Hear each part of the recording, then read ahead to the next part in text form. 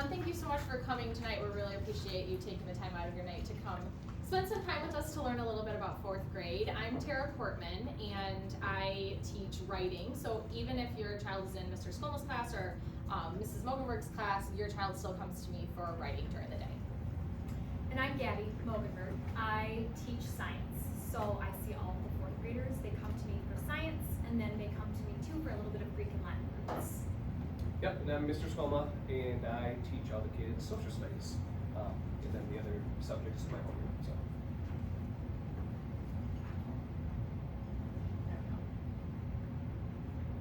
All right, so just a little overview of what we're going to talk about tonight. We'll talk a little bit about PowerSchool and why it's important for you to have your account, have access to that account. We'll talk a little bit about our parent handbooks, and they're all over here.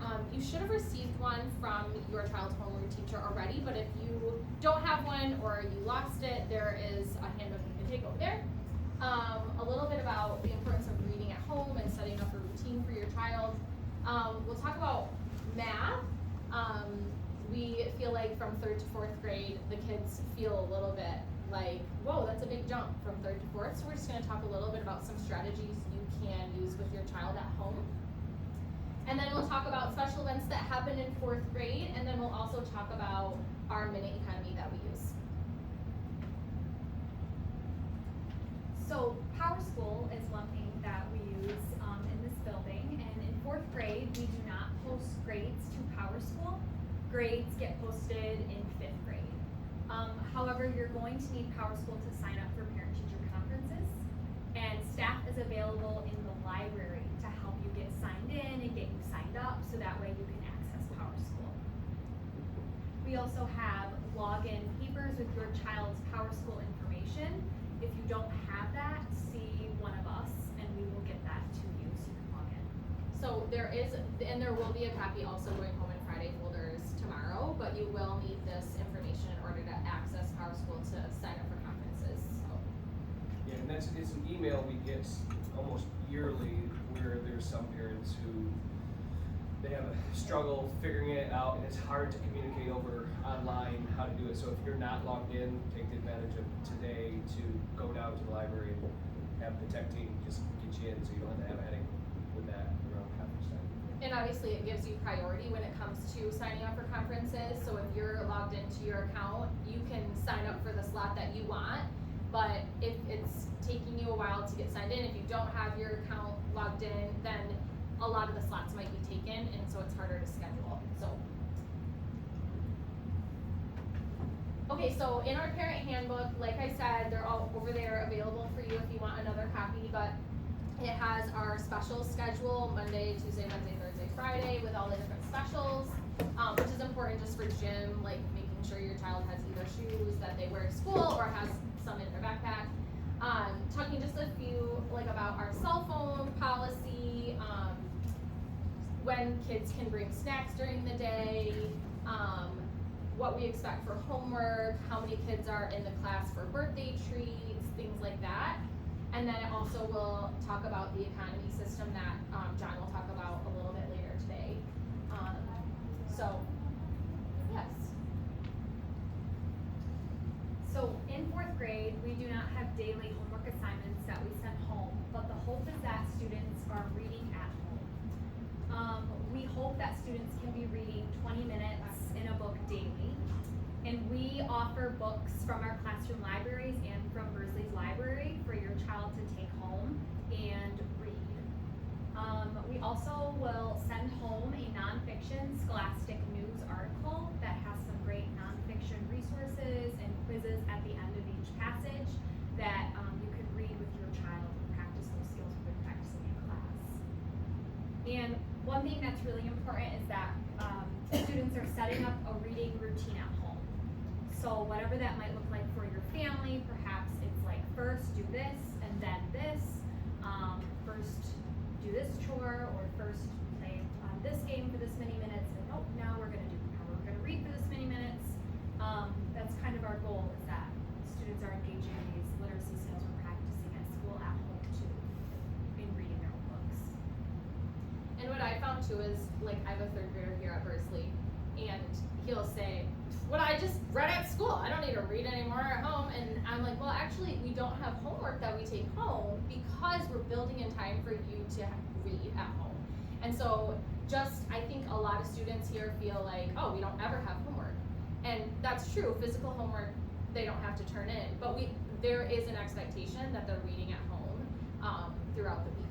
So I think it's a little misconception that our fourth graders have. Yeah, just to add on to that too is many of you, probably like us, when we were young, we had homework in elementary school and so on and so forth, but there has been a lot of research that's come out that shows that homework at the elementary level doesn't have an impact. In fact, it can sometimes have a negative impact because of like the fighting you have to do with your child. But the one place where the data does show, or the research does show, it does make a huge impact, is actually reading at home. So that is one area where you do really, if you all love your children, we all love our children, having them read at home is huge. And like Gabby said too, if you ever need resources, like if your child is not coming home with a book, or if you don't have books at home that they can read, please reach out to us. We, can get donations of books. They can take our books home from our libraries and the Versley Library, and we always want your child to have something at home that they can read. So please do not hesitate. Even if you're like, hey, I would really love some recommendations. My child's flying through these, and I don't know what to get her to read next or what to have him read next. Please let us know. We're happy to give you some recommendations. All right, so I'm going to scurry over here because I'm going to click on a link or two. Another resource that is available to you is our parent engagement resource, or home note, or whatever it is called on Envision. And we just updated our math curriculum, and it has a much more robust informational page and links for you, the parent. Once again, the way we are teaching math today may be different than how you experienced it as a kid, and then when your kid comes home and they're asking you to help them solve something, or they're struggling with something, but we email you and say, hey, Junior's having a little bit of a hard time at school, you might want to take some time to work on these types of problems, but then you're like, I don't know how you guys do math anymore. This link will spell it out for you. It shows you visuals of all that type of stuff. So where is it? Oh, sorry, I do the, yeah. That's the email page. So we will send, we will send this via email or blog or Facebook, wherever we house our communication before the unit begins typically, so that you guys can kind of look at it, and then throughout the unit, if your child is struggling, or if you want to just kind of check in with them and see how they're doing with whatever concept we're on, you can kind of go into the lessons, and you'll see that here in a moment. So we'll send you the direct link. You don't have to memorize these links. In fact, Gabby and I were trying to, somehow we got this link, but we could not figure out where it's housed on Genesee Public Schools website. But we'll send you directly to the 4th grade one. You won't have to go through all these steps that I'm going through. So we just started topic 2. We finished generalizing place value, so rounding, so on and so forth. That unit goes by in a flash, and we have committed to introducing it, and then we know we have to kind of revisit it for the next couple of months or so that they get it. But we're jumping into addition and subtraction, right, Adrian? Yeah? And so if I click on the Unit 2 there, it's going to give an overview of the entire unit, showing you some of the methods that we are teaching them in class, some models, so on and so forth. And then you can actually click into the lessons as well. So if you're like, hey, what lesson are you on? I think Junior is struggling. We might say, hey, we're on lesson 2.2. And it goes in and it gives a more detailed description of the type of work we were doing in class with a home activity if you wanted. And then what's really cool as well, I don't even know how they did this because this is a paid curriculum, but you guys can click on these and get the very videos we show in class from time to time, okay? And so if you're like, I don't know how they're supposed to be doing it, you can watch this with your child and it explains kind of the math that they're going to be doing that day in class. And there's always 2 videos, I believe, linked. So there's one that's part of the embedded lesson, and then there's another look. So like if we're working with kids that don't seem to be capturing it, we might show them the other video, because maybe the other video explains it just slightly different and they catch it. But those are things that you can show your child. You can watch it yourself just so you're more confident in it. So it's just a really, really good resource if your child is somebody who maybe sometimes struggles at home with mathematics. Okay.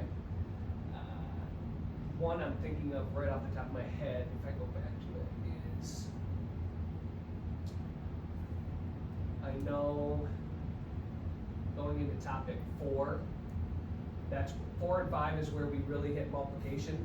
In topic 4, we do 4-digit by 1-digit multiplication. So they're used to multiplication from 3rd grade doing like single digit by single digit, but this ups the ante quite a bit.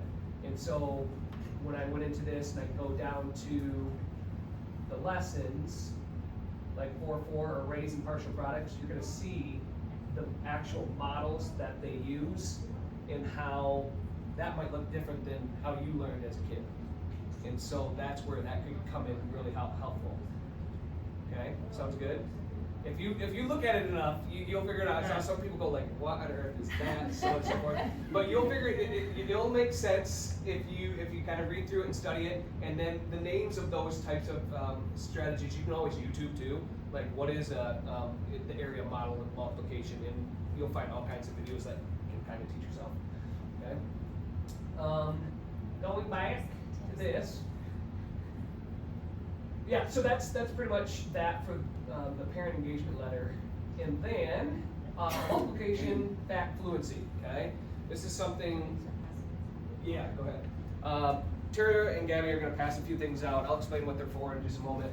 But one of the major ways for you to really help your child succeed at home from home, like something you can do at home, is to work on their math facts with them and help them to know them deeply. And when we say know them deeply, we're not talking drill and kill like maybe we learned when we were kids, because again, the research shows that for students who struggle with math and whatnot, that can cause a lot of math anxiety, and then they start to dislike math, so on and so forth.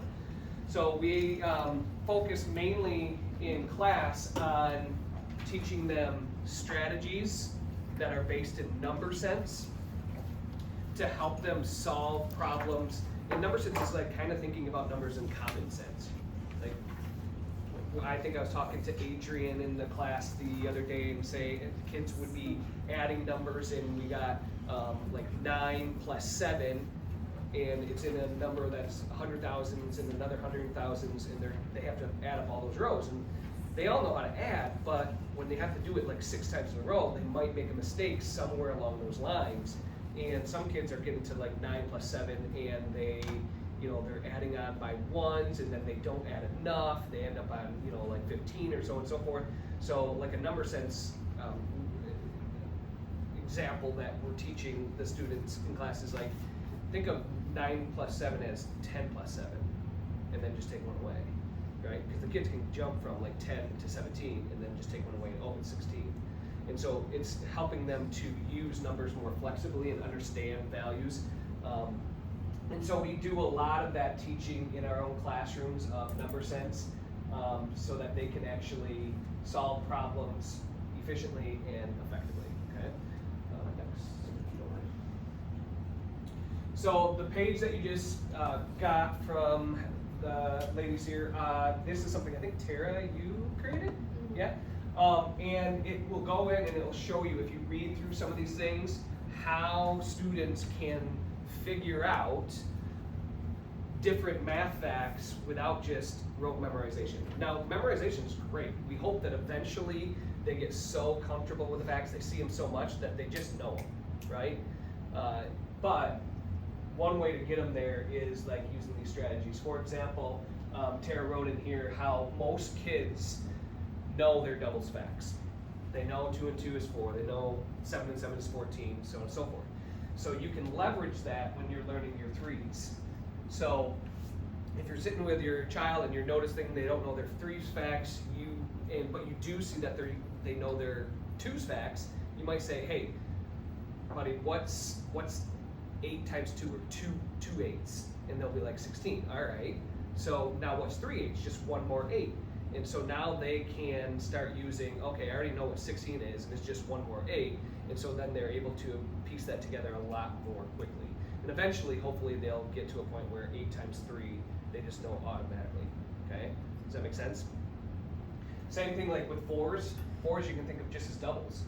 So if you have 2 times 7 is 14, well, 4 times 7 is just 2 times 7 twice. And 14 plus 14 is really easy to add up for kids. So now you got 28, and they can figure them out quite a bit more quickly. The same thing with like 6s, you can think of it as 5 plus 1. Kids know how to skip count by 5s really, really quick. So if I'm doing 8 times 6, they can do 5, 10, 15, 20, 25, 30, 35, 40 on their hands. And then they're like, it's just one more 8. Now they know it's 40 plus one more 8 is 48. 6 times 8 is 48. Okay?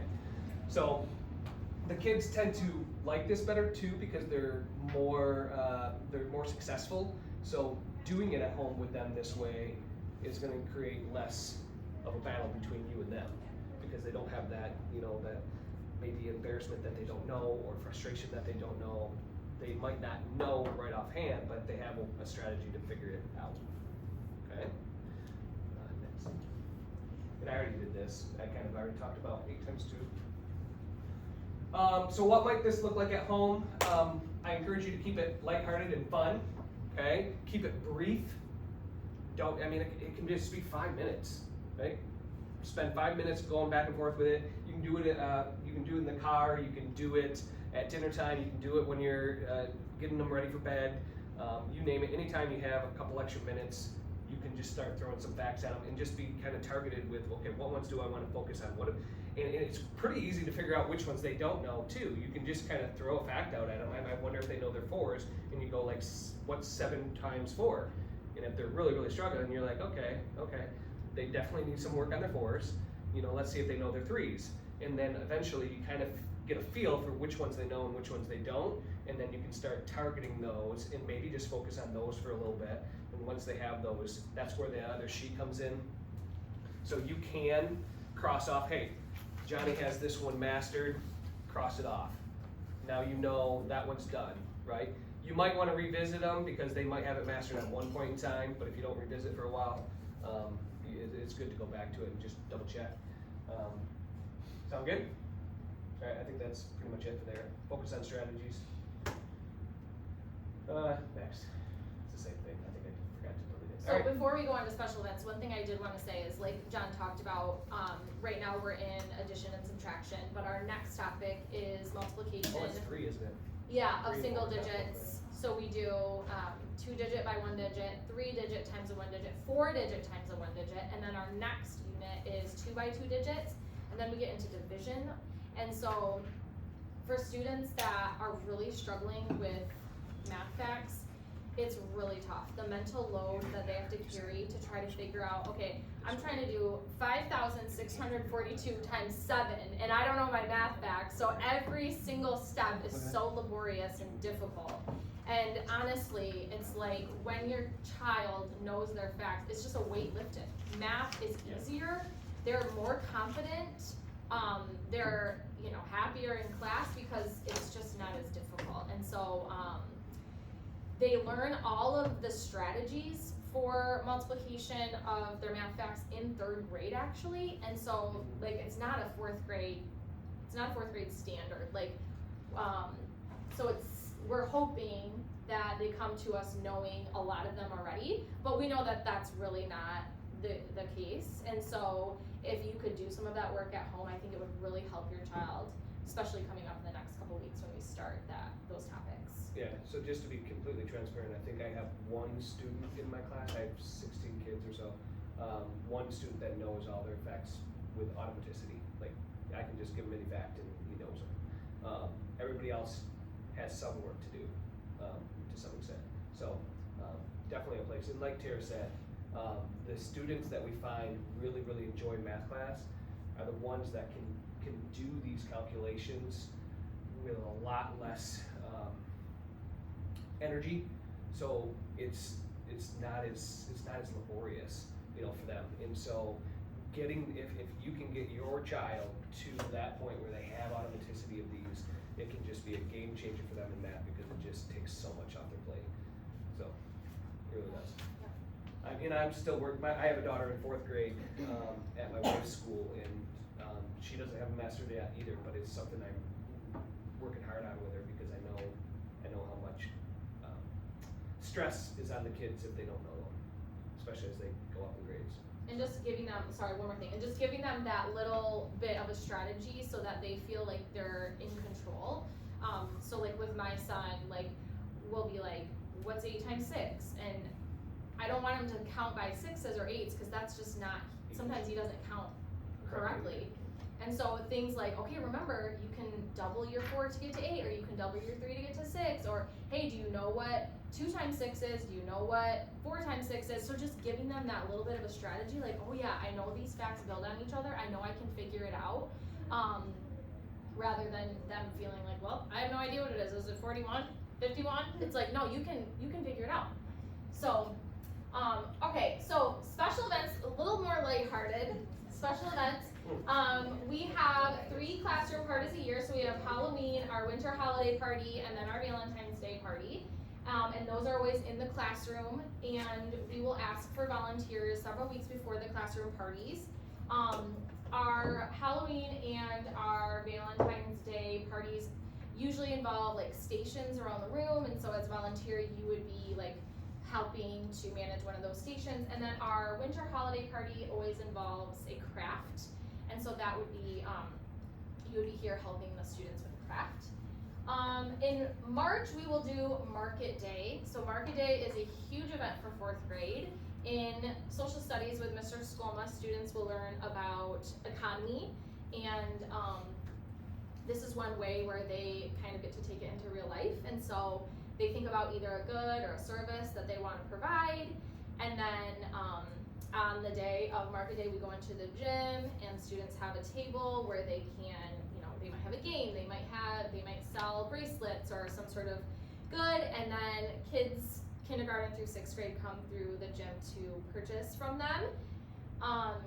So that's a really big day. And one thing to mention about that, it is going to be an upfront cost on your part to purchase those items to help your kid supply those things. We have ideas to make it as low cost as possible, but the funds that are raised by this go to pay for the Lansing field trip. So I think the Lansing field trip costs parents $20 or $25, right?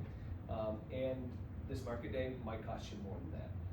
So it's like, what's the trade-off? Well, they're getting 2 experiences for the price of 1 almost, right? And the kids, I mean, this is a highlight, huge, and it takes the economic concepts and whatnot into real life. And like, so if they experience it, they're going to remember a lot longer. So just know that that does help cover the cost of Lansing. Mm-hmm. And then obviously, as a parent, you're allowed to come and shop. Yeah. You can come and help your child set up if they need help.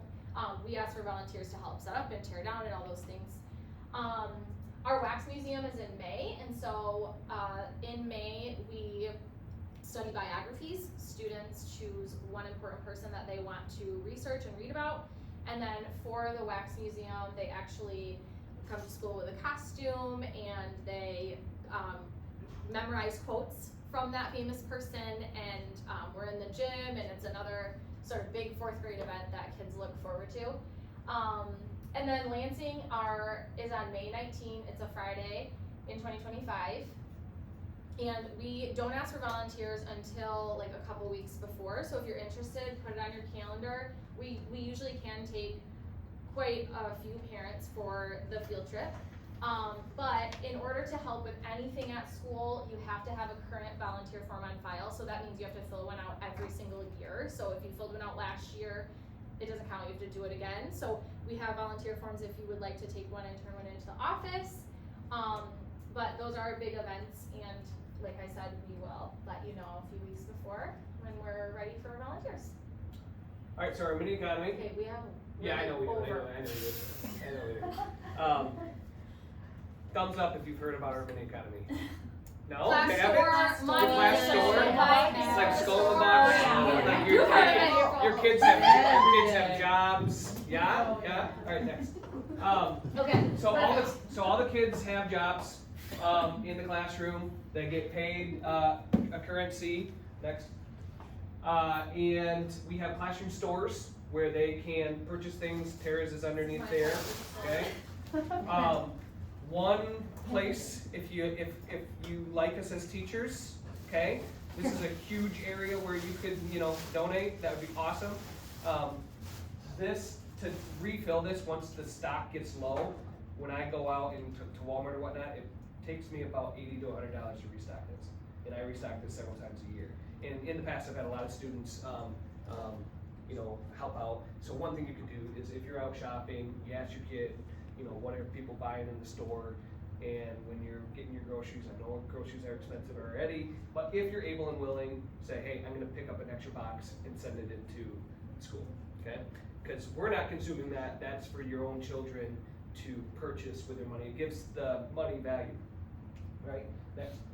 And then the other thing that gives value to the money are auctions. So you'll hear about auctions later on. These are a lot less frequent, but we have these auctions where we'll go like $1, anybody want it for $10, anybody want it $20, and so they'll have their money and they bid on it, and so it gives, again, value to that money, and then they can purchase items that the students bring in. So it can be things from home that they don't play with anymore. It can be used things, it can be books, it can be old stuffies.